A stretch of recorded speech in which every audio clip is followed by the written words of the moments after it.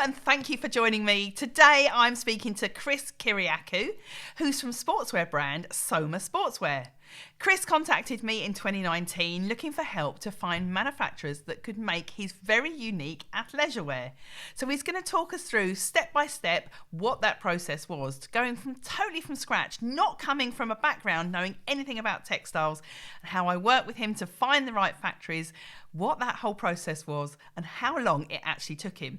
Bearing in mind we had Brexit and the pandemic in the middle of all that as well. But the brand has now launched and Chris is here to tell his story. Here you go. Hello, welcome to the Make It British podcast. Morning, Kate. Thank you for having me on the show. It's a pleasure. So we're going to talk today about the launch of your athleisure brand, Soma Sportswear. Thank you. Do we call it athleisure? Do you think of it as an athleisure I mean, brand? athleisure, sportswear, it all comes under the same box, I guess. So why did you decide to start an athleisure brand and what were you doing before? What was your day job? So, I have run a social media agency for the last 8 to 9 years, basically, predominantly working with FMCG e-com brands.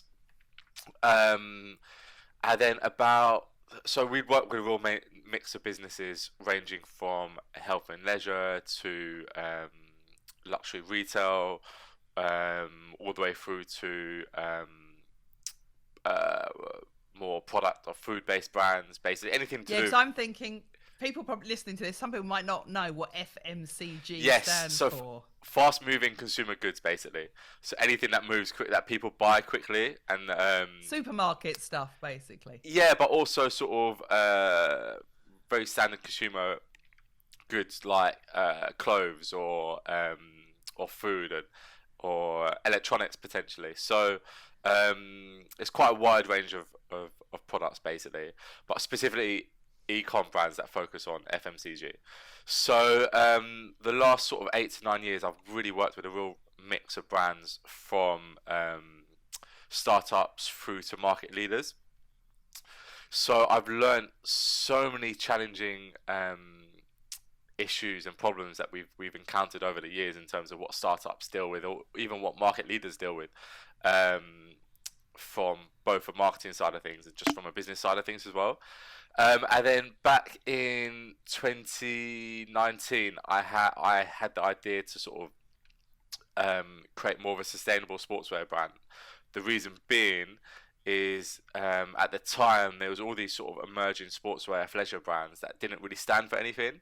A lot of them were really poor quality, made out of really cheap products with really bad ethics and exploiting sort of extremely low workers in remote countries. So I wanted to launch a brand that went against everything that stood for, and basically had sort of all the interests of the consumer at heart, basically. So who is the brand aimed at then? So sportswear. So at the minute, the way we've designed the fabric is specifically to cater to the mobility market. So people that have got interest within yoga and Pilates. So basically, the products itself feel amazing on your skin with regards to stretching, doing yoga flows, Pilates flows, for example. So we're trying to go after the mobility market, basically. Anybody that likes doing sort of Pilates or yoga classes at home, in the gym, at a studio, basically. Brilliant. So you got in touch with me because you were looking for some help to work with UK manufacturers because you wanted this brand to be made in the UK. Before we started working together on that, where had you got to and how had it been going? What have been the challenges? It was an absolute nightmare. So basically, as you'll find, a lot of manufacturers don't like replying to emails. And it's nearly... They do if they come from me. Yeah, exactly. I mean, cold emails they will never reply to. Yeah. So you kind of need a referral or recommendation. And then just searching through them through Google is nearly impossible. Basically, I mean, a lot of these manufacturers have really, really traditional old websites with no website with it's literally non-existent SEO presence. So it was really challenging to sort of get in contact with manufacturers. I had a few recommendations from friends who worked in the industry, but that was very limited. So that's when one of my friends put me in contact with yourself, and it was amazing because Kate provided basically a list of about 10 manufacturers in the UK. Well, and I also encouraged you to go and visit them all, didn't Yes, exactly. So I thought at the very least it'd be a great learning experience, right? So I visited about 6 of these on the list. So I went all the way to Nottingham, Leicester, and there was 3 or 4 in London, which was quite convenient. Um, so it was an amazing experience. 2 or 3 in Leicester I visited actually, 1 in Nottingham, 3 in London. So it was an amazing experience because obviously I'm more traditionally from a marketing background. So to sort of Yeah. to see that sort of first-hand textiles um, process was just really sort of eye-opening and gave me a really great understanding firsthand of what I needed to do and how I needed to do it, and just to meet the real people on the sort of the front line, so to speak. Yeah, I was going to say, so how did you feel that first time you walked into a factory, coming from a marketing background, first time you'd ever been to a textile or garment First of factory all, before? I couldn't believe how many that there were factories like this in the UK. I was like, I thought this stopped years ago. I couldn't believe that people were still making stuff in the UK. So that was one of my biggest shocks, to be fair. Um, but just I always ask for sort of tours around every factory I visited just to sort of learn and see how they're set up, and they're all set up completely differently. So yeah, that was super fun, to be honest, and just meeting loads of different people, loads of different characters. Because these sort of Yeah. these people that own these factories and warehouses are just usually quite big characters. So that was great fun, sort of managing those and working with different personalities was super enjoyable. So, and some of them had some amazing stories to tell over the last 30, 40 years of working in the industry and how it's just changed so much and kind of gone full circle now. So, especially with Brexit and stuff. So, it was super interesting. One of my trips was just, I came back from driving home from, and I was just absolutely amazed with the experience, basically. Brilliant. I love it. And because so your product's made from a really innovative fabric. So do you want to talk everyone through what that is, what benefits that has to the wearer, and how you went about getting that developed? Because Yeah, it's totally unique, isn't it? so I wanted to launch something completely unique that wasn't really out there at the minute, and every step of the supply chain has been designed to be as sustainable as possible. So our first step is making the fabric here in the UK, um, which took nearly 2 years to achieve. So the reason being is we created a fabric that wasn't currently on the market. So we basically created a fabric using beech tree fiber, so micromodal, which was it comes from wood pulp, which is super sustainable, harvested from sustainable trees in Austria, and then we're using the wood pulp infused with 8% pure or 99% pure silver, which consists of 88% of our fabric, basically. Um, so So 8%. Slow down on that one, 'cause I think people need to hear that. Your fabric is 8% silver. yeah, So that's actually silver yarn. yeah, exactly, which is 99% pure silver, basically. So extremely natural, straight from Mother Nature itself. And then we've had to whack in 12% lycra, which isn't sustainable, but essentially with any athleisure, that's the only way For the you can stretch. add the stretch in. 80% of the fabric comes from trees. So to complete the product life cycle, we then plant 2 trees as a way of sort of giving back to Mother Nature. So our kind of whole mission is global reforestation through slow fashion. So we've got quite a high price point at the moment, but that is purely to convince consumers to spend more on less, basically, to help combat a lot of the issues we have involved with fast fashion, and fashion being the third biggest polluter worldwide, basically. So convincing people that Yeah. they don't need to buy 5 or 6 pieces of athleisure every 2 or 3 months, as opposed to buying maybe 1 or 2 piece once or twice a year, basically. That will last them a lot longer. By investing in that quality, basically, will help sort of everything we're sort of geared towards achieving, basically, in terms of slow fashion. Yeah, we're totally with you on that. Buy less of better quality, without a doubt. So let's take a step back again. You said you had the idea in... I'm trying to get an idea of the timeline. Well, I know what it is, but I want you to talk people through. Because I get people contacting us at Make It British all the time saying, oh, I want to launch a new brand. You know, I want to launch a new athleisure brand and I'd like to... And it's January and I want it out for April. And Don't do it. 3 months. Okay. What stage are you at? So you first had the idea in 2019. Do you want to just sort of talk through what the timeline was? Because you launched then at the end of 2021, didn't you? Yeah. I mean, it took about a year's worth of going back and forth with the manufacturer with regards to the R&D, the research and development to come up with a fabric that met the requirements we wanted to meet. Because it was 100% bespoke fabric. It was very hard to get sort of the ratios right in terms of silver to beech tree fiber to lycra, to make it to a point where it was perfect for the market we wanted to target, basically. So that was the hardest challenge, which took just over a year, to be honest. And then we had all sorts of issues with COVID. A lot of our yarn got stuck in of course. Coming out because the yarn would be imported, wouldn't it, from Europe? Exactly. So that was a big issue. That got stuck for about 3 months. And then we thought we had the patterns correct for the garments. But then there's just always small changes you want to make to get the product perfect before launching.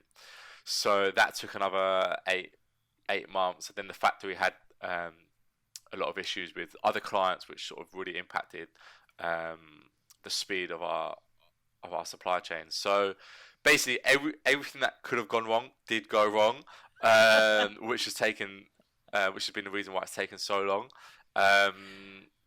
Because you were up against COVID, Brexit, so those were everyone, even the business that was already established. COVID, and Brexit, you were developing your own fabric. A new fabric, running a social media agency at the same time,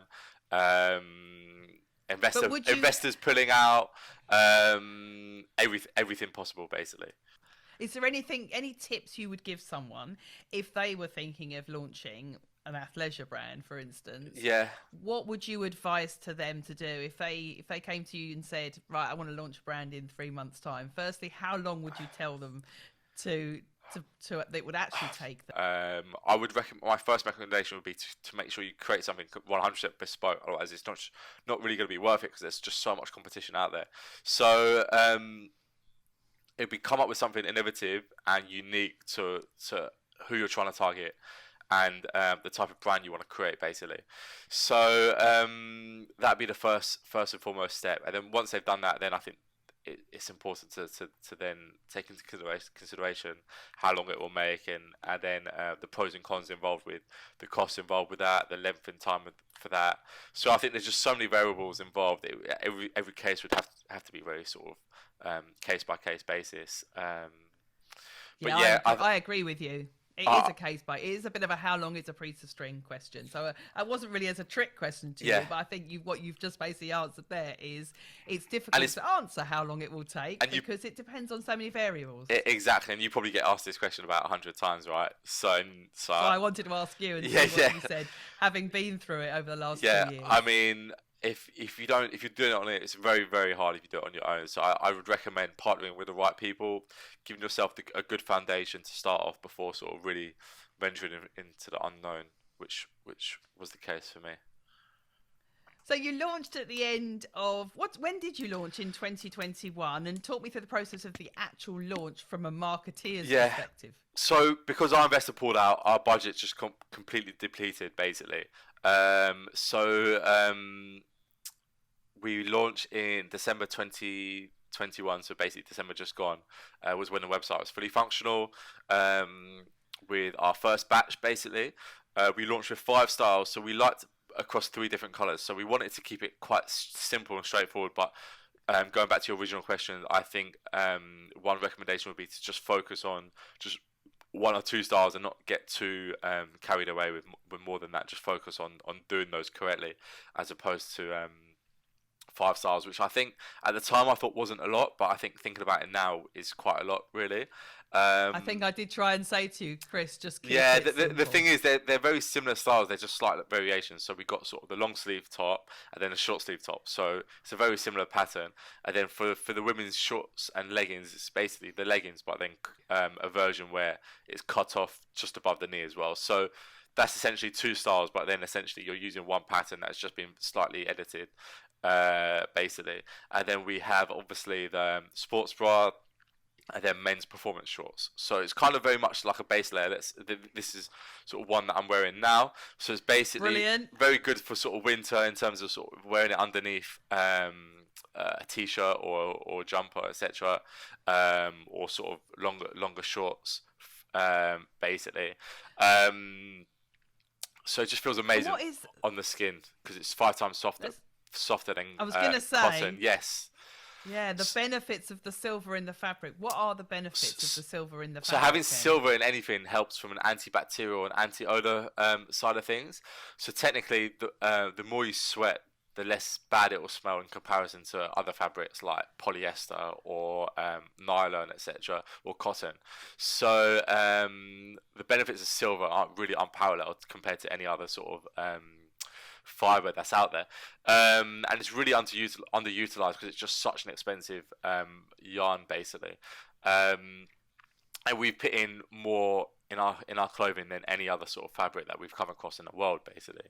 So we like to think that's going to be a big USP, unique selling point going forward. And then having the Badao in there helps from a breathable side of things. So it's very similar to bamboo. It's cut from the same family of trees, so it's extremely breathable for your skin, and it's also 5 times softer than cotton, basically. So it just feels amazing, basically. You just don't want to take it off. It's perfect for athleisure. It's perfect for sort of mobility, Pilates, yoga, etc., moving about, and it just absorbs sweat really well. So the comfort is 0 to none, basically. But yeah, coming back to the silver sort of quantity, that's it's been sort of proven by so many scientific studies, and we're currently doing our own research and studies with University College of Fashion in London, just to further emphasise and support that evidence that is out there, but specific to our brand and our fabric. So Is there anyone else, Chris, out there making athleisure with a fabric that includes silver? There are a few brands. One big brand, but they're like literally less than 1%. So low that it's not even classed as. It's not even in their product label. But at the same time, they still sort of market it as using pure silver. So yeah, it can be quite frustrating when you come up with sort of competitors like that. But yeah, we just need to sort of believe in the product and just keep going with the marketing, really. So what has been the response from people that have tried the product so far? So the response has been great, to be honest. We've had people buy a range of our styles. The most popular, actually, has been the biker shorts, which has been quite interesting. So the leggings have kind of come at a quite higher price point. So as an entry product, the biker shorts are perfect, basically. Super comfortable, perfect length, but a lot of yoga instructors, Pilates instructors have been wearing them, and they've said they're literally the most comfortable shorts that they've worn for Pilates and yoga. So hopefully they're not just saying that to keep me happy. But yeah, I personally love. I mean, it's I'm going to always be biased, but the shorts are super comfortable for me. So I just literally urge as many people out there to just try as many products. You have to try them. You just have to try it. Yeah, try it to believe it, basically. And just sweating, even just to sweat in it and wear it a couple of days in a row, and just see that it just won't smell as bad as your other clothes. So that's, I suppose, in a way, is also another good feature, because everyone's being encouraged to wash their clothes less because it uses less water, it's less bad for the environment. So any clothes that you don't have to wash every single time. And I suppose gym wear, particularly with, like you say, the majority of it being made from polyester, which not only gets stinky, but it's all the kind of, plastic that it's made from. I mean, also, yeah, a lot of gym wear brands are launching now and using recycled polyester, basically, or recycled plastic but it's still polyester. From fishing nets. And what people don't realise is every time you wash these, it releases microplastics, which goes straight into our drains, straight into the sewers, straight into the oceans. And not only are we consuming that through water, but obviously the ocean environment are consuming it as well, and then that just goes straight back into our bodies. So it's probably one of the worst fabrics out there to use. Yeah. So whereas yours doesn't need to be washed every time. Yeah, and when it does get washed, it doesn't release microplastics. So it's a win-win. So yeah, it's just sort of that education process that we need to really get across in our marketing communications, really. Yeah, brilliant. So where can people find Soma Sportswear if they want to find you, Chris? So you can follow us on Instagram first, Soma Sportswear. That's SOMA, and then Sportswear. And then our website is simply somasportswear.com. So Soma actually means body in Greek. So we want to communicate to our audience that it's all about looking after your body, and the environment sort of comes into that as well. And then it stands for sustainable, original, moral athleisure, basically. So love it. Every sort of step has just been designed to be to communicate all of our sustainable steps in our journey, basically. Amazing. Fantastic. Chris, that's really cool. So final question, what is the future for Soma Sportswear then? Who would you hope would be the ideal person that would be wearing it going forward? Yeah, so our priority is really building up the brand and the brand equity. So we don't want to sort of discount the product or cheapen the product by offering loads of offers out there, etc. So we really want to sort of focus on the brand building side of things, to sort of build a brand that people really value and really have got a lot of credibility and authenticity and transparency behind. So our priority is purely to sort of just be as transparent and honest as possible with our consumers, and build up a reputable brand, targeting mostly the Pilates and yoga in the markets to start with, and then sort of we really want to specialize in sort of the mobility market, as we touched on earlier, but also that would give us a solid foundation to then sort of put R&D behind other areas of the business and to target potentially newer markets. So we've got a few ideas which we'd like to do. Been really impressed with what Pangea have done from a loungewear point of view.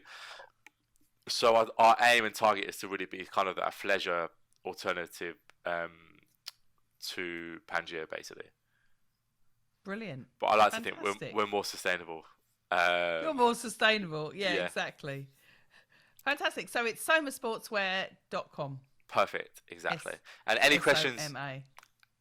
And any questions anybody has, feel free to slide into our DMs on Instagram, drop me an email, drop me a line, and we're more than happy to sort of answer any questions people have. That's an offer people can't refuse. Slide into your DMs. Right, brilliant, Chris. Take care. Thank you. Cheers, Great Kate. to have you. Bye. Thank you. Bye. Bye.